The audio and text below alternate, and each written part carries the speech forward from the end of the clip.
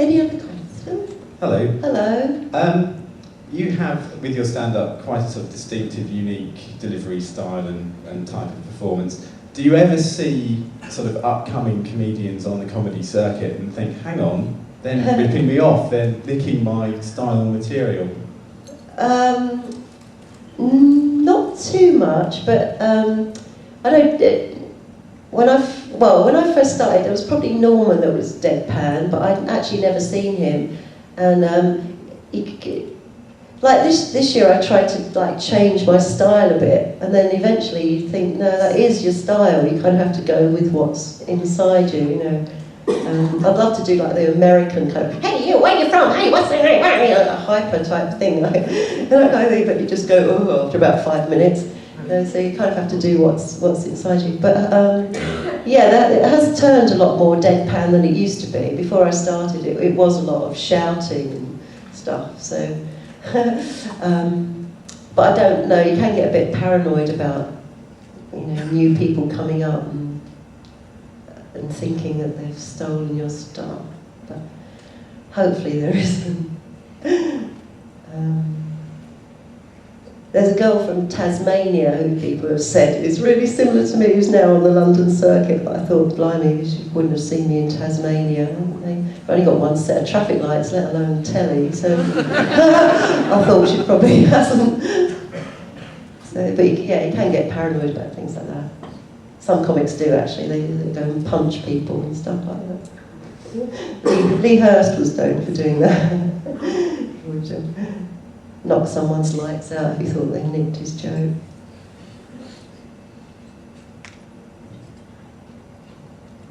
Sorry, that's not right.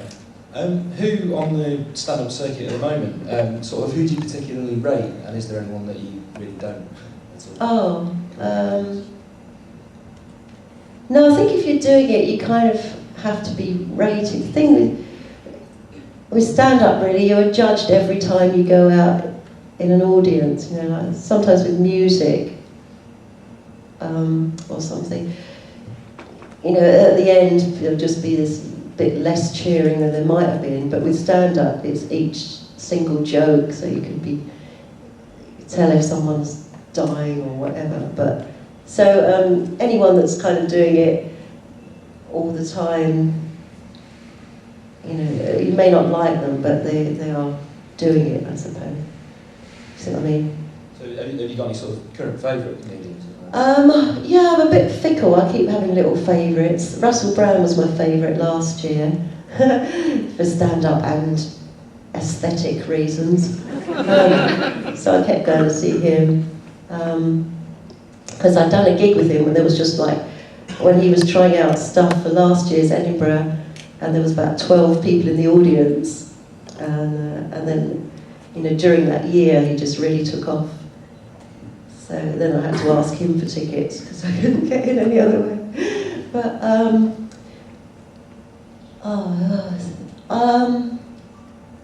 it's funny really, you go around and people go, oh yeah, we have a lot of comics here, we get Jethro and Jim Davison and Roy Chubby Brown, and it's still some people that don't know there's another whole different circuit, or they've just lumped you all together as comics, and you're thinking, oh for God's sake, you know.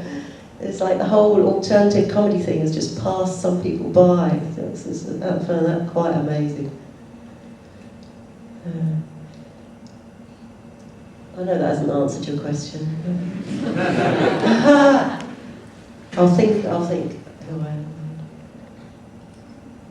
Yeah. If you could rate an episode about Red Dwarf, what would it be about and why? Oh, blimey. I should have come up with it at the time if I had an idea, shouldn't I? Well, obviously it would be about Holly. Could be another White Hole one, I suppose, where Holly really gets intelligent and I don't know, what could she do? They used to have good, in the Red Dwarf magazine, they used to come up with quite a few good episode ideas. So I'd probably nick one of them secretly and then pretend it was my own idea. Yeah, Holly would take over the world, something like that. And then join up with that, come back down to Earth, mess up barcodes, then go back up into space. After having put the world right for 10 seconds, and then it would go back to normal. Maybe that.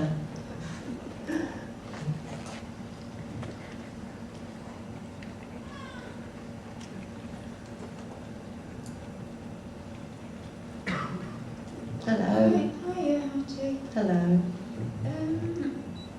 I know you've worked with Alan Davies in Johnson Creek, but would you do a stand-up with Alan Davies in Johnson Creek?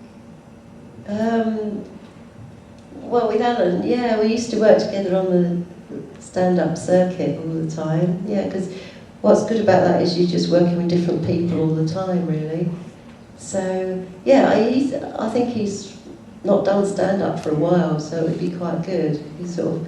It's a kind of thing, once you get a little bit rusty at it, you're a little bit, ooh, it's a big scary thing to go back to. So, whether he would do it or not, I don't know. But, well, one, they'd have to write another Jonathan Creek, and then have to get him back interested in doing stand-up, and then put me in it as well. So, it might happen, but don't hold your breath on that one, I reckon. It'd be good if the two of you do one together. Yeah, that would be nice. It'd be nice to have been his sidekick person when Caroline Quentin left. But that would have been a good one.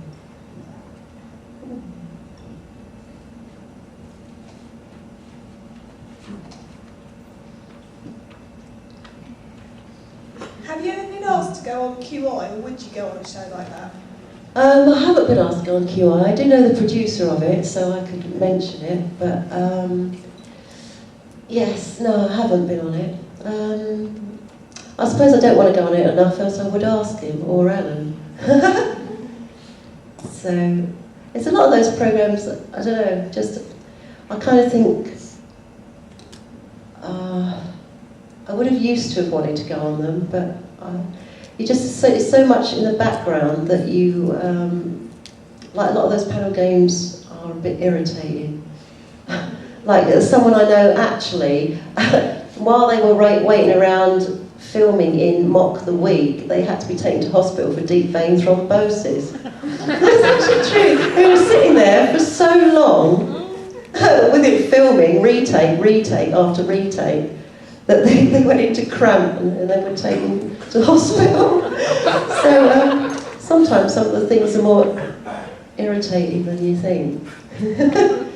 I like Mock the Week, but some of the things I like watching rather than being on, because you just know how either how re-recorded they are, or how quite set up they already are. So you get a bit disillusioned after a while. You think, maybe I'll just watch that.